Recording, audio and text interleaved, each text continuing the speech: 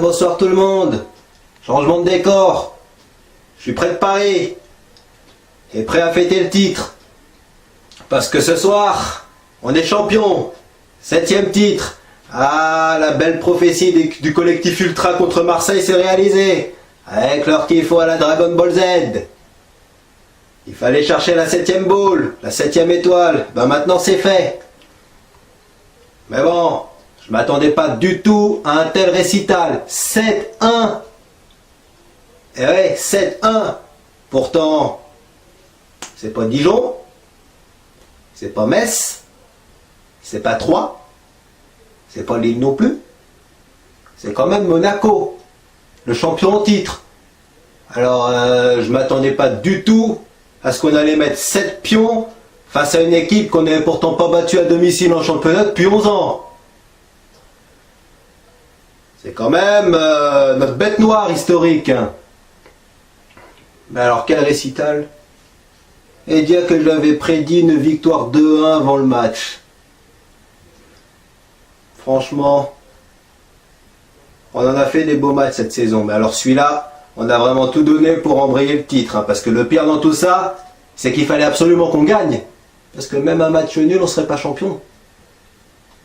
On l'a fait, voilà. Un choc. Gagné grâce à nos intenables Argentins. Ah ouais, nos Argentinos ont été très lucides. Hein, très beaux ce soir. Hein. Tout d'abord Di Maria, avec sa spéciale, le lob sur le gardien. Super passe de Cavani hein, sur le 4e but. Ou le 3e. Il y en a eu tellement, j'arrive même plus à compter. Et puis, un doublé. C'est quand même notre homme en forme depuis le début de l'année. Cavani, il a quand même une passe décisive. Il a quand même réussi à marquer un but.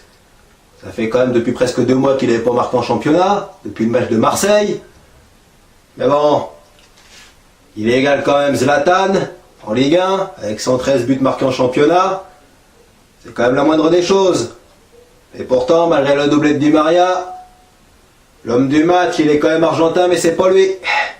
C'est notre petit Lo Celso. T'as quand même bien choisi ton moment pour marquer un doublé.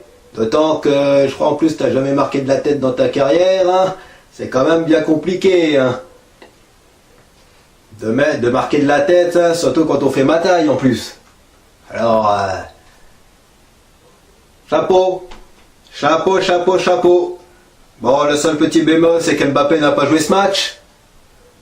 Et encore, au vu du scénario, tant mieux qu'il ne l'ait pas joué, parce que je suis bien sûr que si ça continue, s'il l'avait joué, Monaco prenait 9 buts. Hein.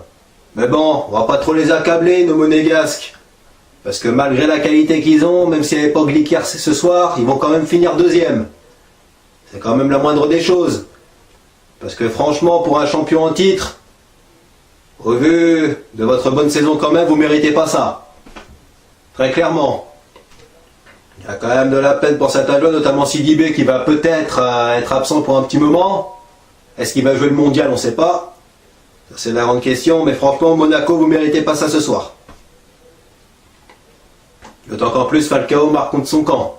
Ça ne doit pas lui arriver souvent. Mais bon, Areola, t'as pas eu de grand chose à faire, hein, par un arrêt devant Lopez en début de 2e mi-temps, que t'as très bien fait.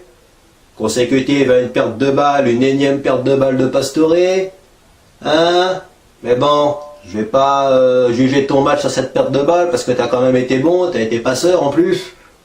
Alors, t'as quand même bien mieux joué qu'à Saint-Étienne.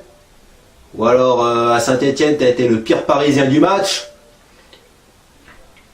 Mais bon, la défense centrale, elle n'a pas eu grand chose à faire. Hein.